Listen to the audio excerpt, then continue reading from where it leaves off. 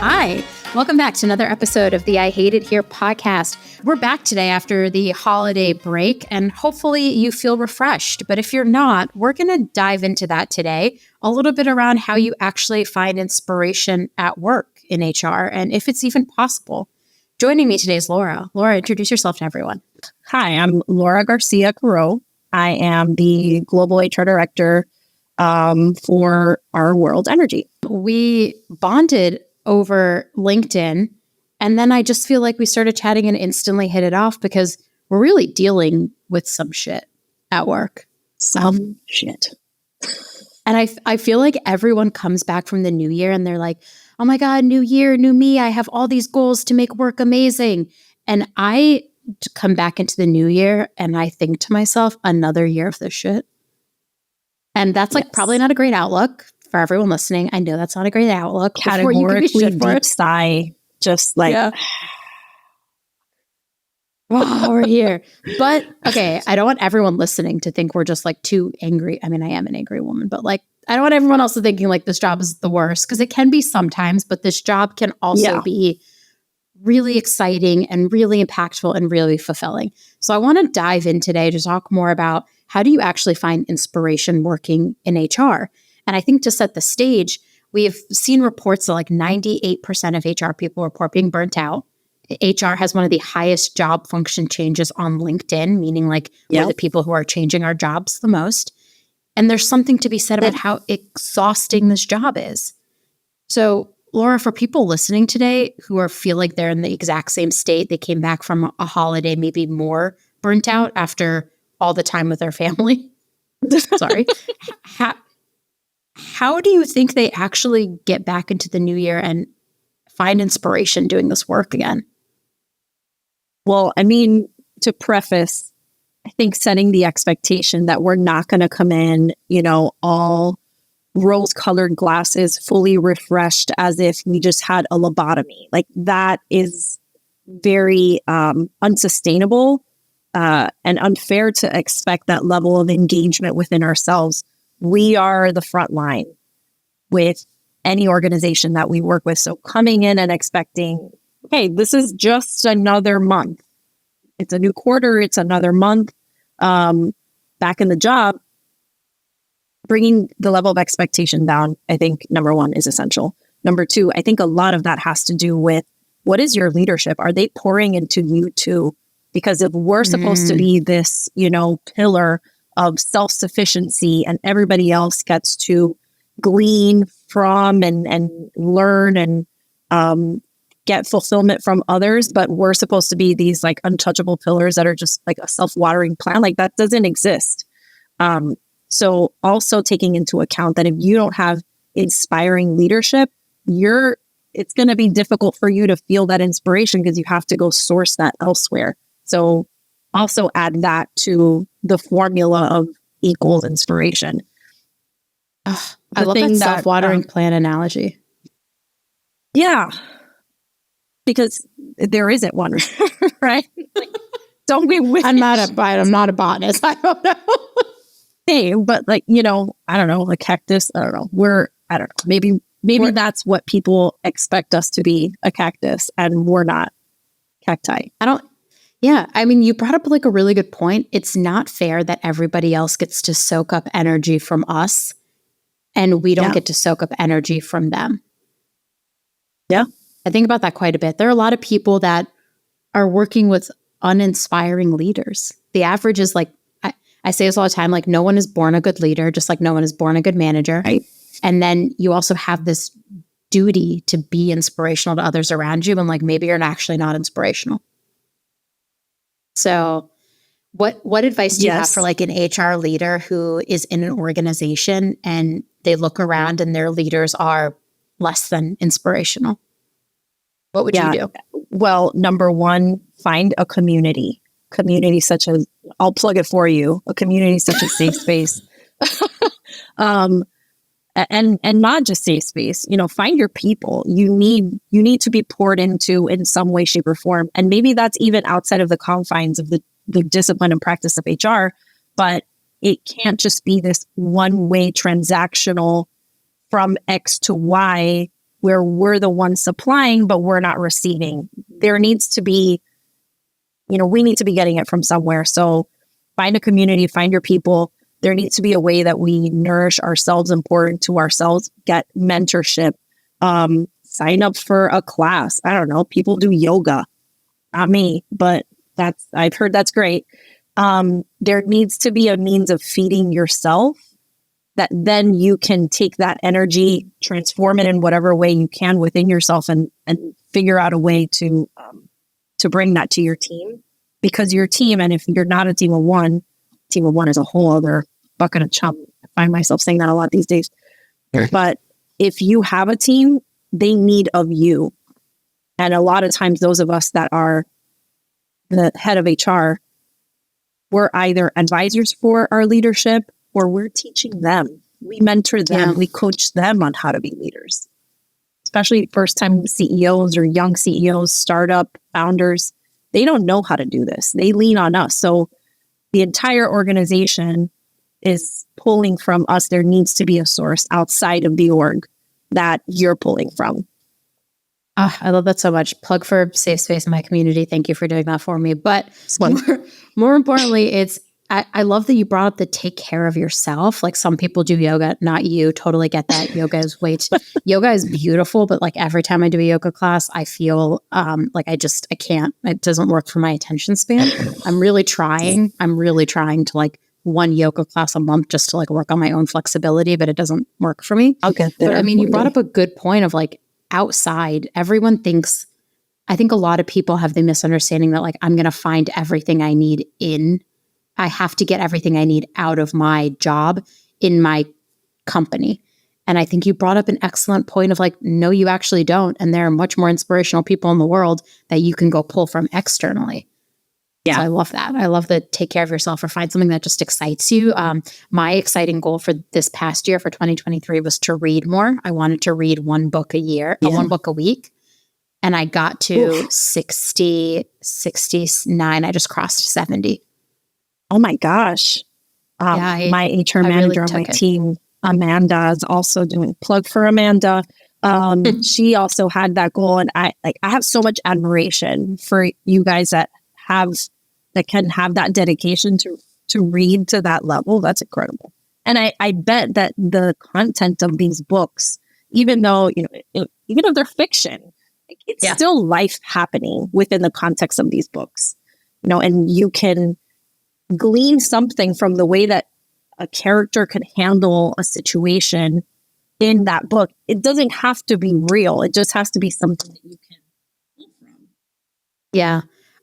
So like fiction readers apparently are more creative problem solvers. I'm a heavy fiction reader, so that's like a fun fact. But I also think every time I read a book and I encounter a new character, I understand like I can't turn off the HR part of my mind. So this is like hella corny for anyone listening. But like I'll read these characters and I'll be like, oh my God, how would they behave at work? Or I'll be like, I know what they're going to do. I know what I would say to them. See that. It is sick. I got to stop. I really got to stop myself, but I can't.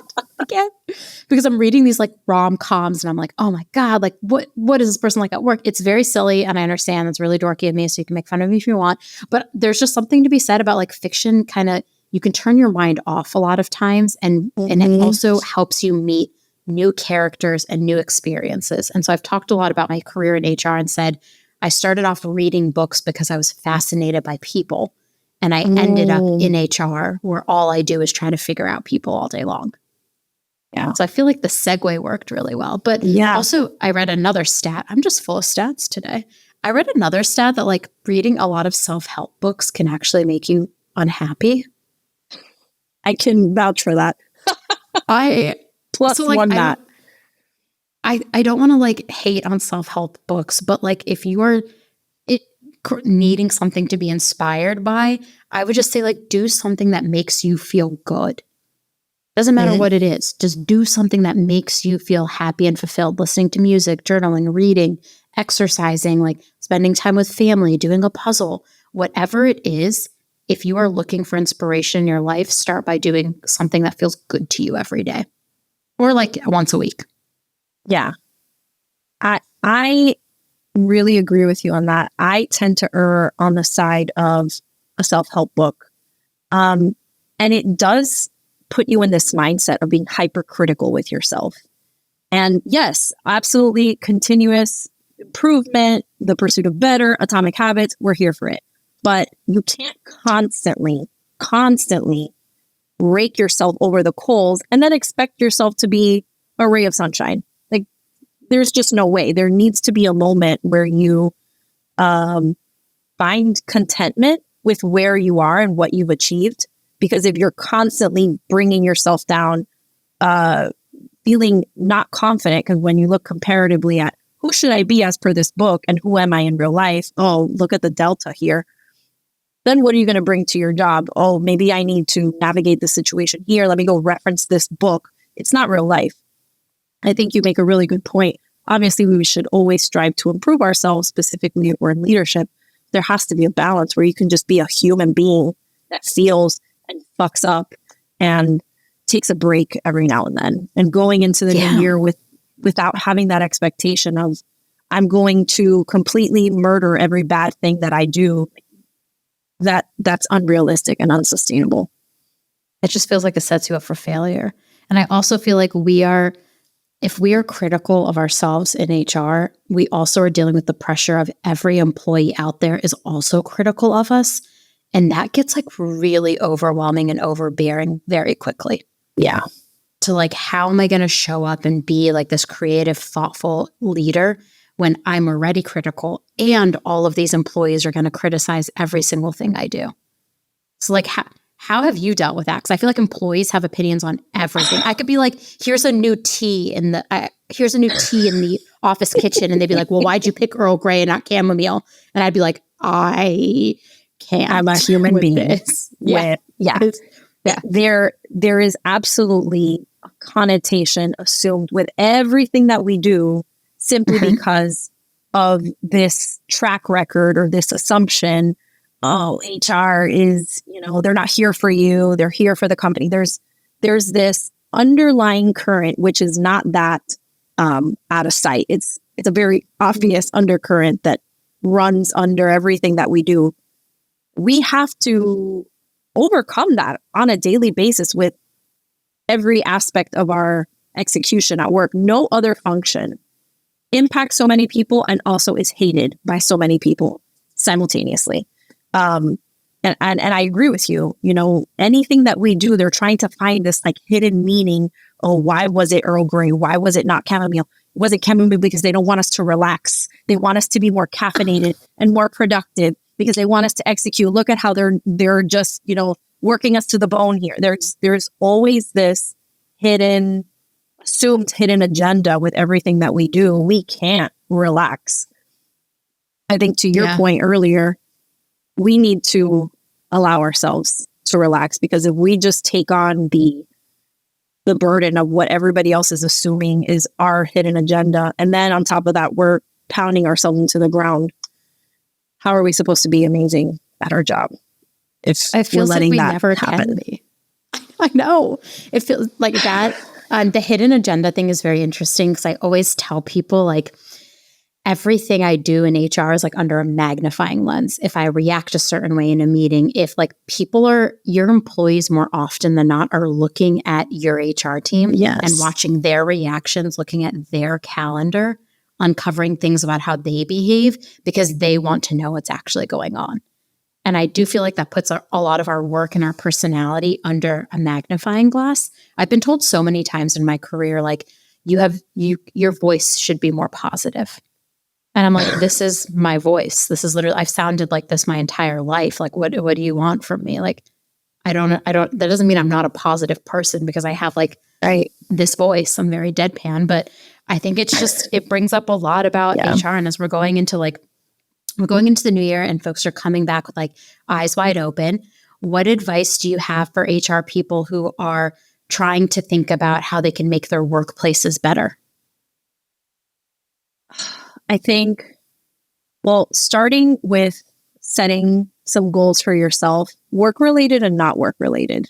Like, love it. Let's just get on the bandwagon of the goal setting. I think the fact that everybody is thinking about it, even if not a lot of people execute on it, that whole, the fallout of resolutions. Mm-hmm.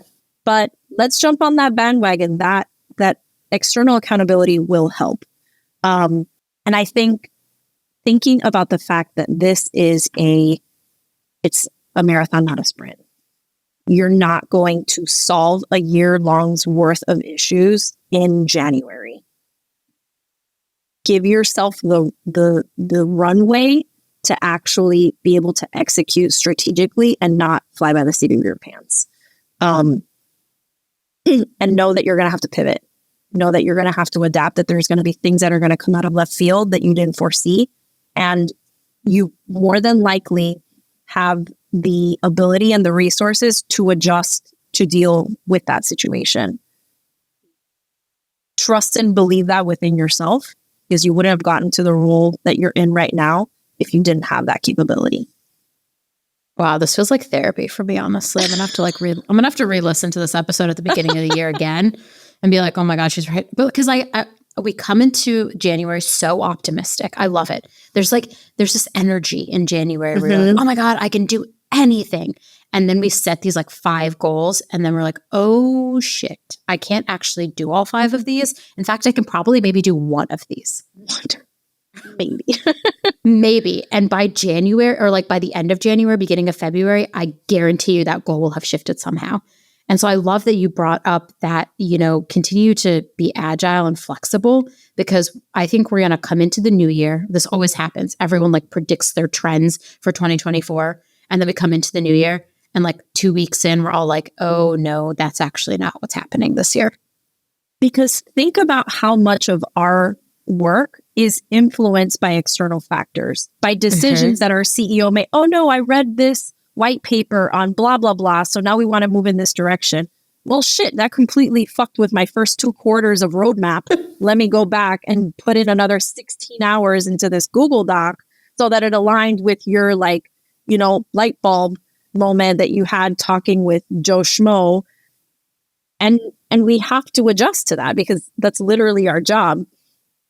We also need to give ourselves credit for how well we do that while still serving a population of people that are constantly asking and needing of us, sometimes in their most dire moments, but still moving forward and building in the process of that.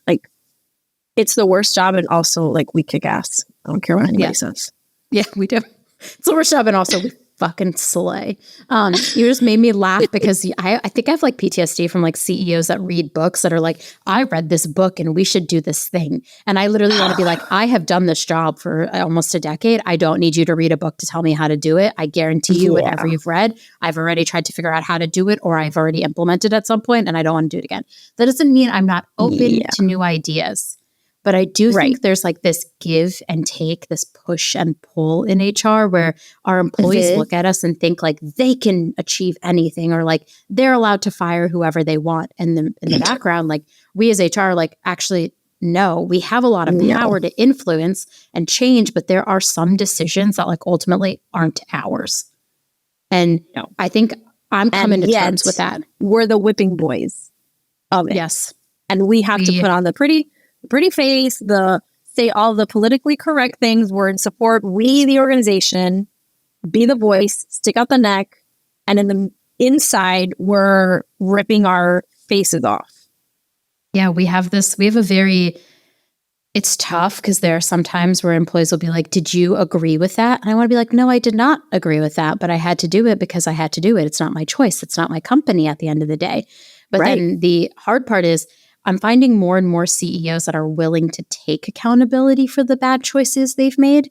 And that gives me some sort of reassurance that maybe the tide for how people feel about HR will also change a little bit, where people will see okay, our HR person is trying their hardest to make this environment amazing, but they have extenuating circumstances that don't allow them to do said thing.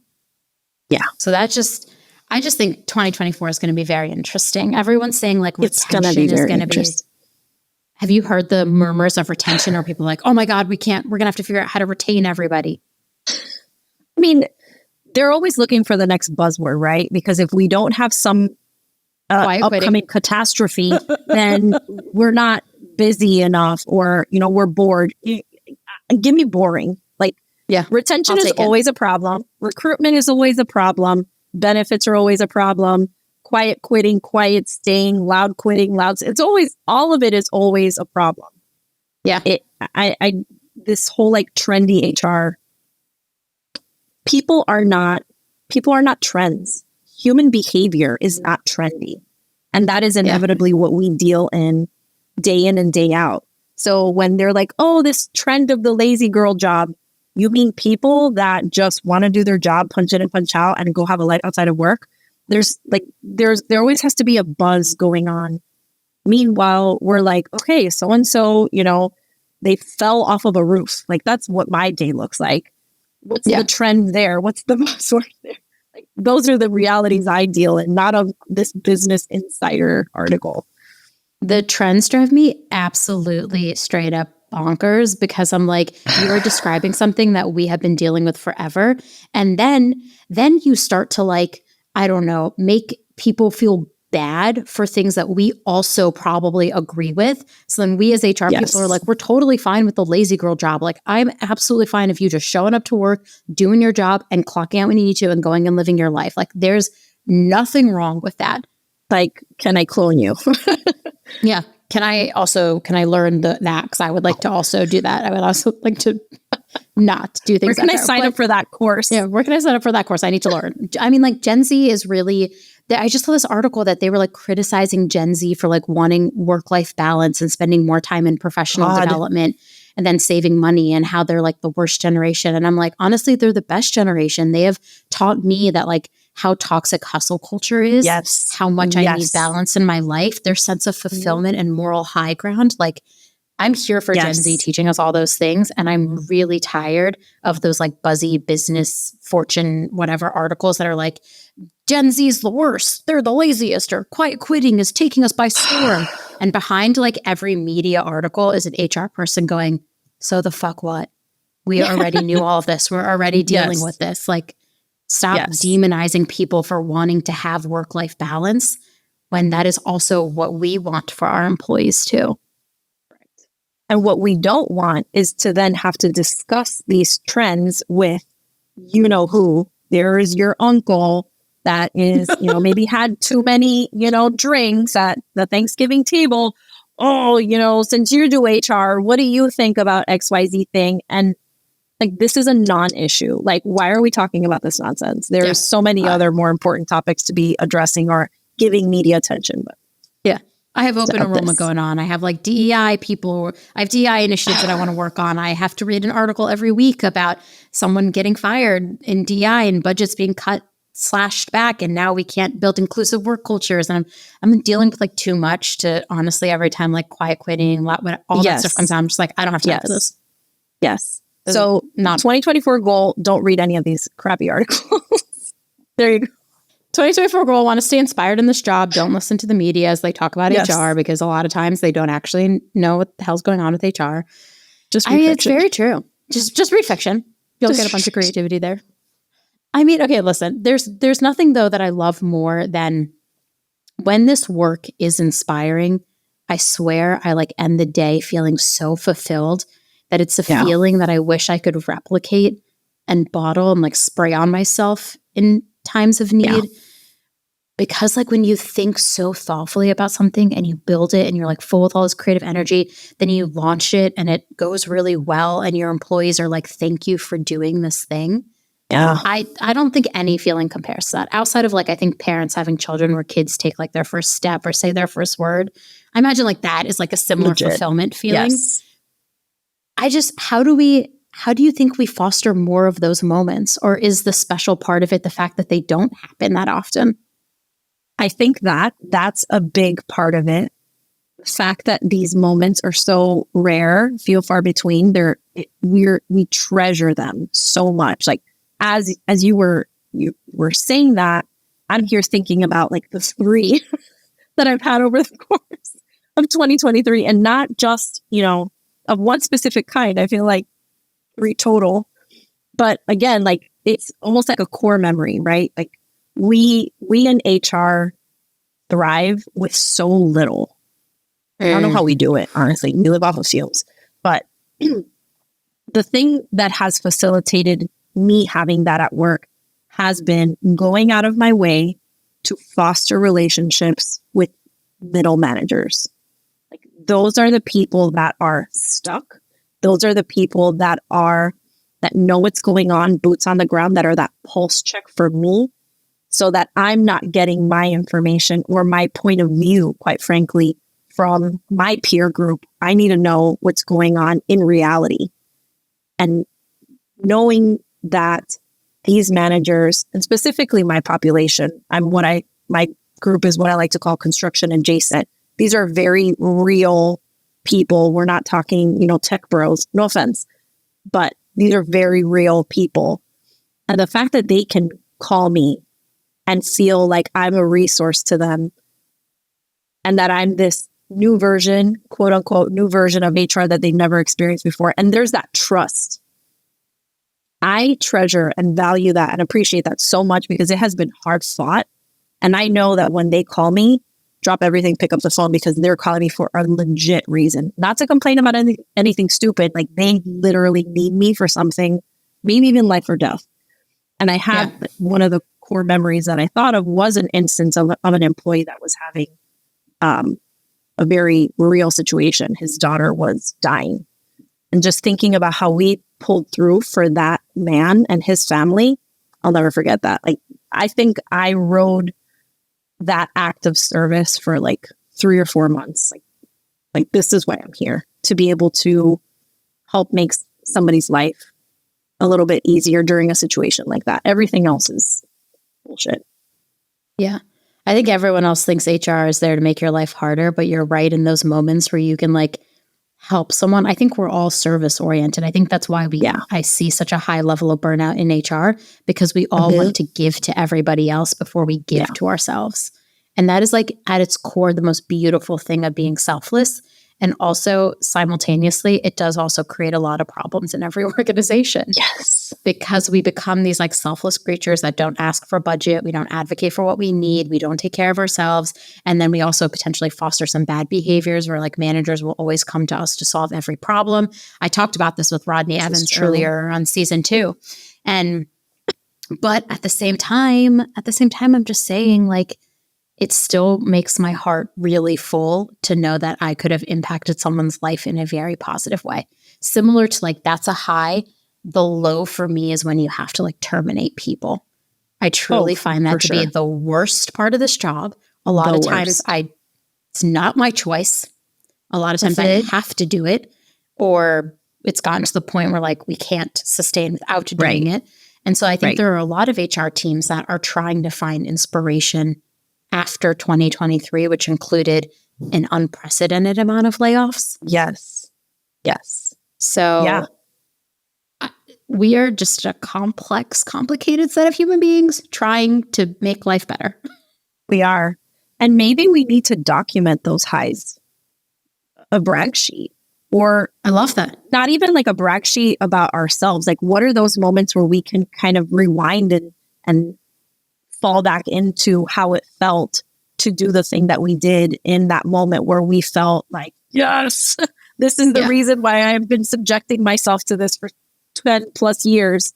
We need to give ourselves that like time machine moment where we can fall back into feeling like we were fulfilling our purpose. I know it feels so like, to say that, but that thread of, like you said, like we all have that thread of service and wanting to be of service. If we have these moments, hopefully they're in your current organization. If not, pink flag at least. If not red flag, time to move on. But if you've had those moments in your current organization, document them for the sake of your own sanity.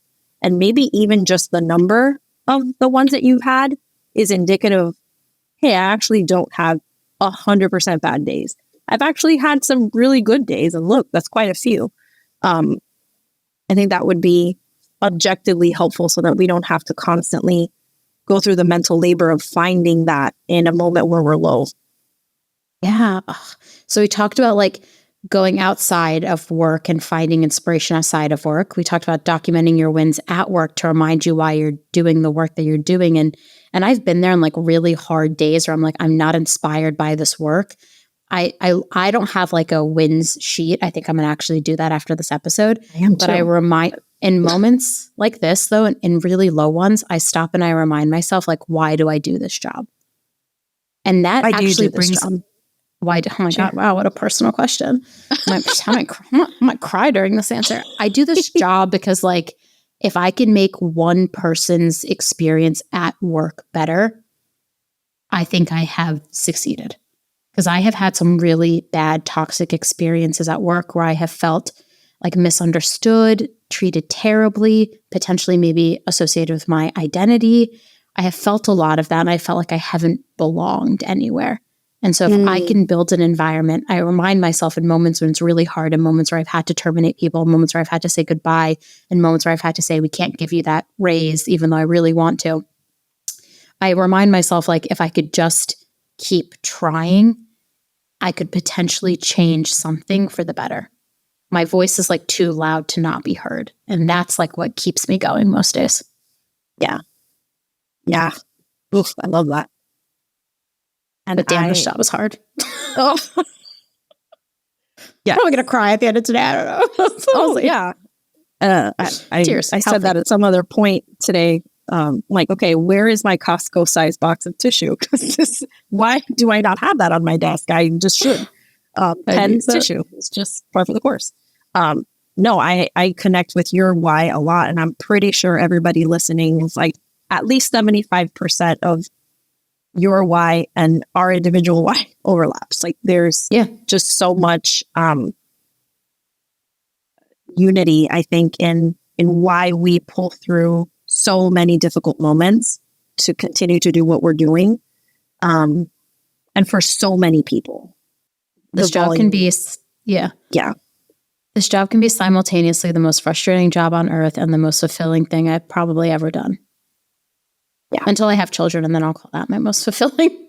I mean, endeavor. I've got 3 of them, and I can tell you sometimes this is harder. And I've got 3 of them. I always say I'm prepared. Not teenagers, though. So give me, just hold my beer there for a second. But there are days where I'm like, okay, this is not as hard as this is. Yeah. I can't wait. Maybe someday when I have kids, I'll be like, well, I've done this 1,000 times. I've had to be really patient. As my mother always told me, I was a very impatient child. And I think I've like grown into a very somewhat patient adult. I wouldn't say very, but somewhat patient because I've had to deal with employees for so long and all their wants and needs.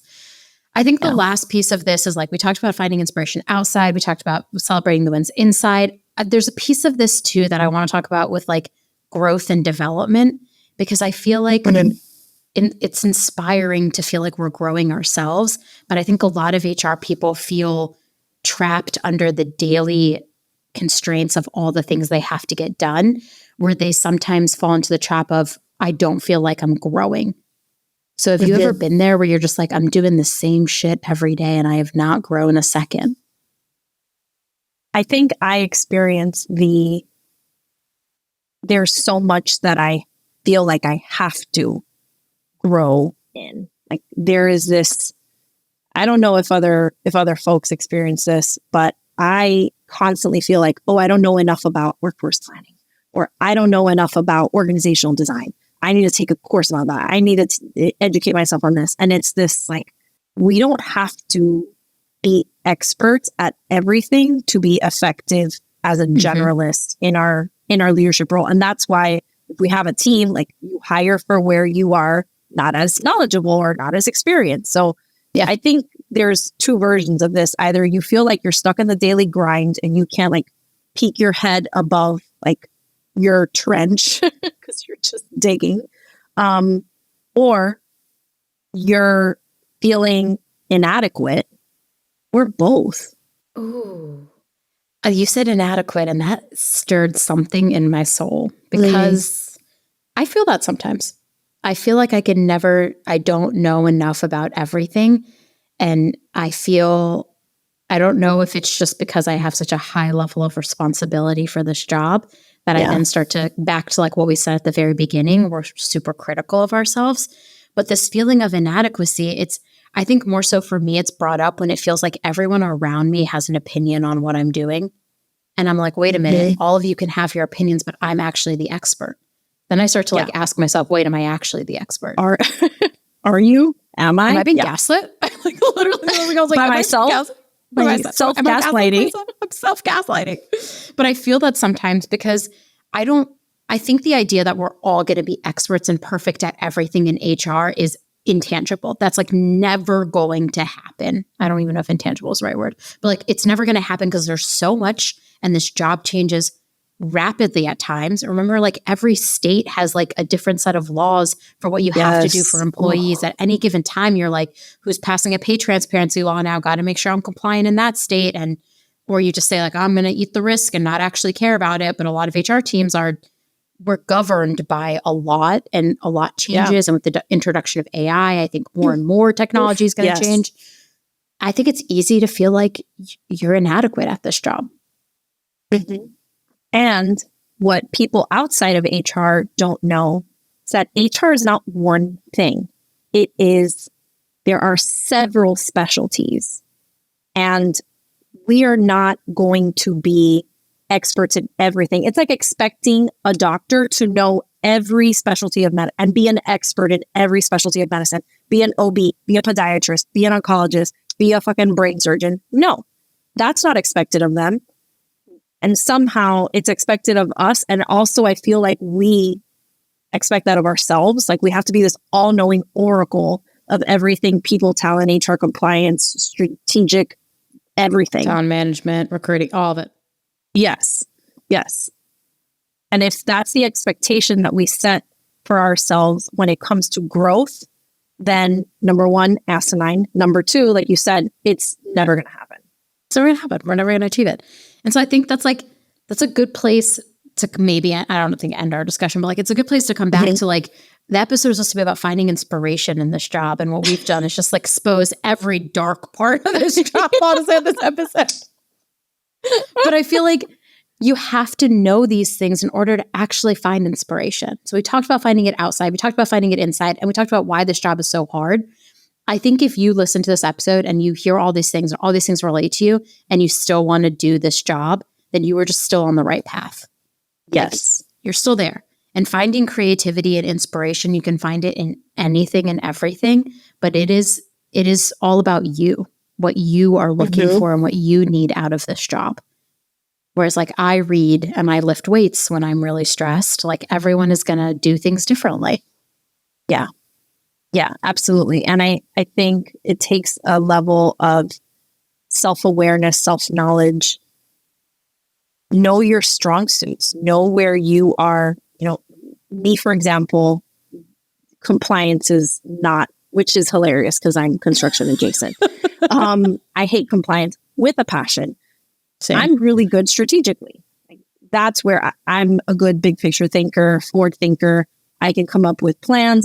That's where I shine. Now, if you have me managing, updates on a handbook, I'm going to fuck it up from here to kingdom come.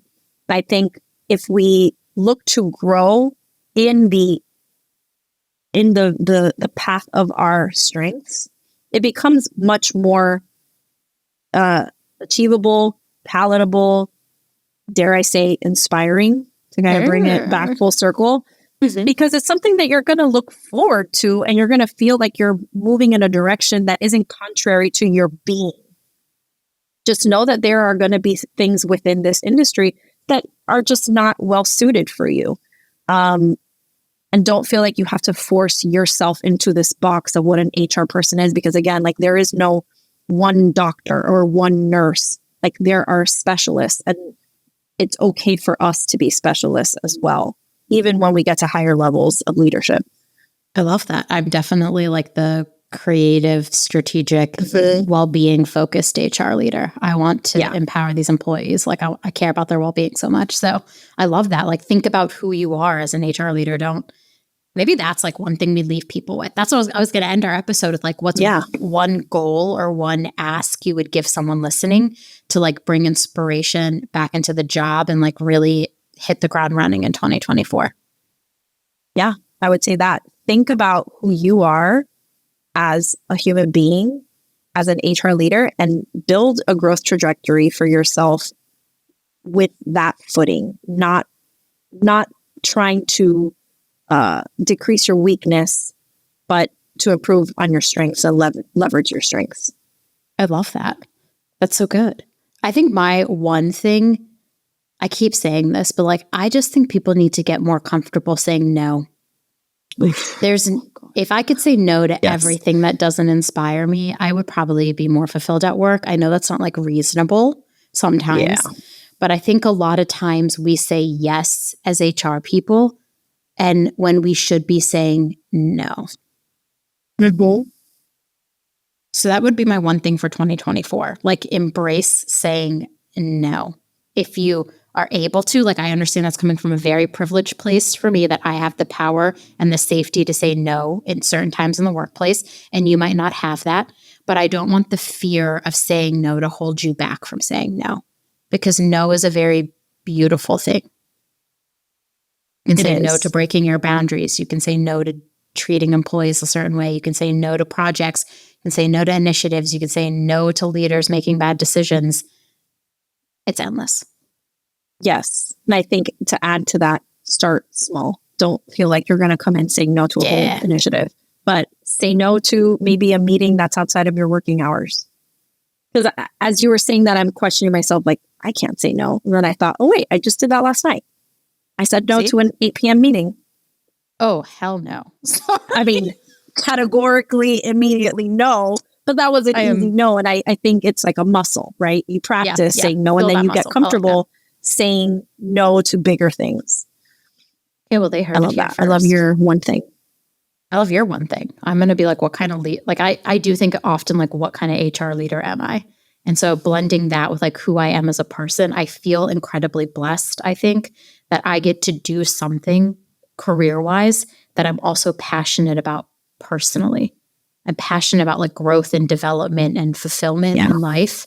And I get to bring that to the workplace. And I know a lot of people don't, but I would just tell people exactly what you said, like, stop and ask yourself, like, why do I do this? And who am I? And what kind of leader do I want to be? That in itself is inspirational. I'm inspired after this episode. Fuck. I'm going to go take on the world. Then that concludes our therapy session for today. Yes. You're welcome. I am available.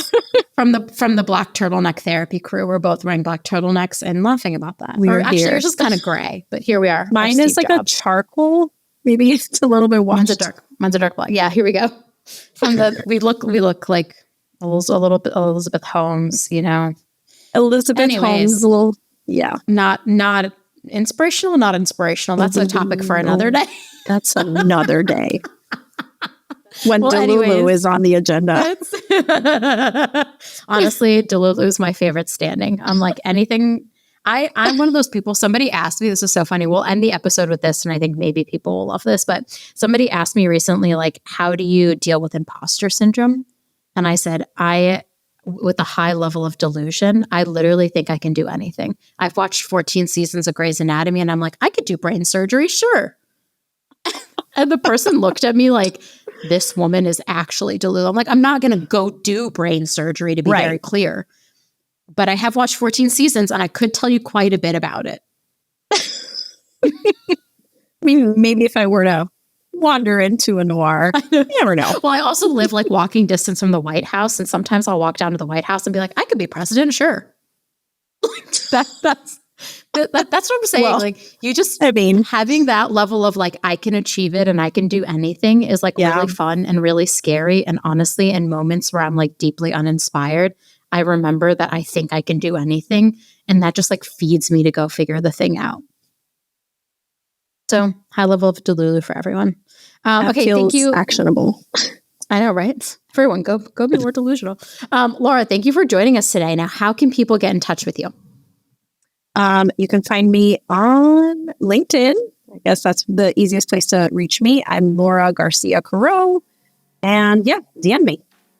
I love it. Okay, thank you so much. And this concludes our first episode of the season. I hope your 2024, I know, right? I hope your 2024 is amazing. And stay on the lookout for more episodes if I Hate It Here.